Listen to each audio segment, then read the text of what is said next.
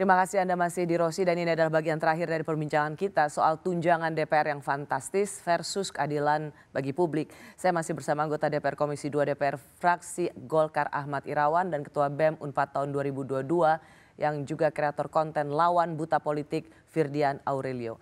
Jadi waktu itu Wakil Ketua DPR Pak Dasko mengatakan itu hanya untuk 1 tahun. Sebenarnya udah diterima ya 50 juta untuk tunjangan perumahan dari Oktober tahun lalu sampai 2025. Ya Agustus ini. Jadi hanya 1 tahun untuk berlaku 5 tahun. Jadi bukti pembatalannya itu atau pembatalan tunjangan untuk perumahan tidak lagi berlaku untuk 5 tahun tapi hanya 1 tahun. Begitu ya kira-kira? Ya seperti yang disampaikan Pak Dasko. Oh, nggak apa-apa, Anda rela? Rela aja. Nggak apa nih ya, bagi kami apa yang diberikan oleh negara segitu ya segitu aja, gitu loh.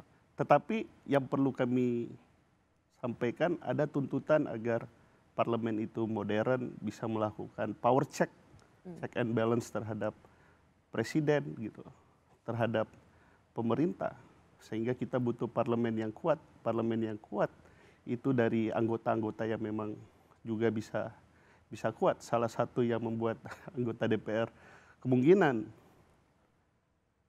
butuh tunjangan yang seperti yang dipersoalkan itu adalah dalam rangka menjalankan peran-peran politiknya. Ya. Baik itu DPR. Kira-kira ide dari Firdian untuk mengatakan bahwa bisa memiliki juga dengan anak-anak muda, karena Anda representasi anak muda di parlemen, ini tahun pertama Anda setelah waktu itu belum berhasil, ini tahun pertama Anda masuk ke parlemen bersama anak-anak muda lain. Karena yang dituntut sebenarnya adalah transparansi. Dan kalau itu sebanding dengan kinerja anggota DPR, Anda juga sangat menghormati itu kan. Pasti. Anda bukan anti DPR bergaji besar kan? Enggak, jabatan publik harusnya digaji besar asal dia perform dan bisa diawasi transparan.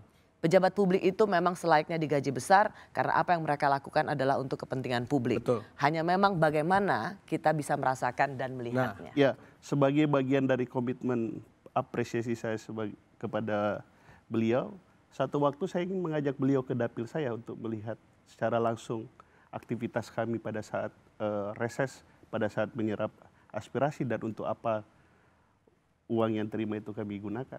Di forum yang terhormat itu depan Bu Rosi juga kapan waktu main ke Malang, wisatanya bagus. Saya ajak bersama tim bisa melihat secara langsung.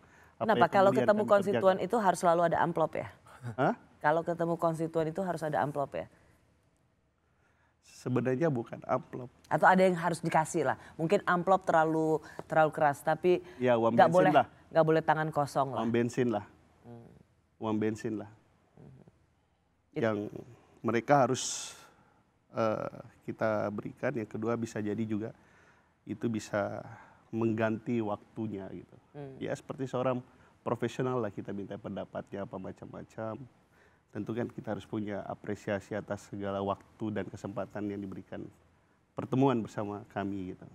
Dan saya kira itu penghargaan yang layak lah buat yang menghadiri. Pesan terakhir Anda untuk anggota DPR, terutama yang masih muda-muda dan tahun pertama masuk parlemen.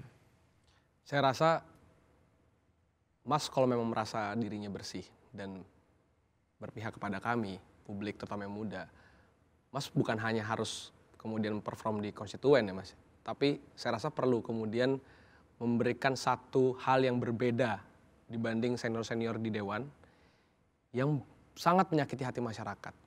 Mengatakan, ada Dewan yang mengatakan kalimat kasar karena mengkritik DPR, publiknya. Tapi lebih kasar mana sih di situasi hari ini? Ada seorang anak perempuan bernama Raya yang meninggal karena cacingan, tidak bisa membeli obat dan lain sebagainya. Ada ojol yang meninggal karena kelaparan, jutaan pengangguran, job fair Bekasi sampai berantem.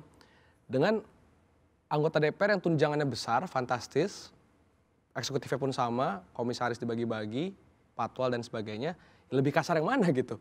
Artinya saya rasa Mas perlu gak cukup hanya untuk datang ke konstituen dan kemudian menyampaikan reses atau kemudian menyampaikan undang-undang apa yang mau dibawa. Tapi saya rasa Mas perlu juga menjadi role model untuk anak muda. Inisiator di Kaukus Muda, role model untuk anak-anak muda. Bagaimana DPR kalau udah masuk ke sana memang gak nyanyiin lagu setuju gitu. Tadi kan Mas ditanya soal apa kalimat Dasko juga setuju-setuju aja kan Mas. Artinya apa sih stance-nya Mas gitu. Bagi Loh, saya harusnya bukannya bagus yang disampaikan oleh Pak Dasko itu bagian dari memenuhi tuntutan dan aspirasi publik. betul, tapi saya bukan ngomongin soal artinya setuju di akhir doang gitu Mas. Kalau ini memang jadi perjuangan kaukus muda di dalam, kemudian baru Dasko mengatakan itu, ya heroik dong teman-teman muda di sana. Artinya dari awal mewakili perasaan kepentingan orang muda yang hari ini jumlah jutaannya Gen Z itu bisa sampai jutaan. Mas. Ya. Gitu sebetulnya. Ya, saya sih mengapresiasi apa yang disampaikan oleh adik saya, Ketua BEM Unpad sebelumnya nih. Saya juga pernah Ketua BEM, saya Paham dong, seperti Paham. apa bagi Paham. teman-teman mahasiswa dan aktivisme. Iya, Tapi paham. intinya begini, apa yang menjadi pesan Firdian itu rasanya bagus. Sebagai anak muda, politisi muda, tahun pertama di parlemen, kaukus anak muda, supaya ketika kita merasa kehilangan, tidak ada benchmark dari anak-anak muda yang berkecimpung di dunia politik, rasanya perlu ada inspirasi-inspirasi baru dari anak-anak muda di parlemen. Terima kasih Bung Irawan, terima kasih Bung terima kasih. Firdian. Dan terima kasih juga bagi Anda yang setia menyaksikan program Rosi. Kita jumpa Kamis depan.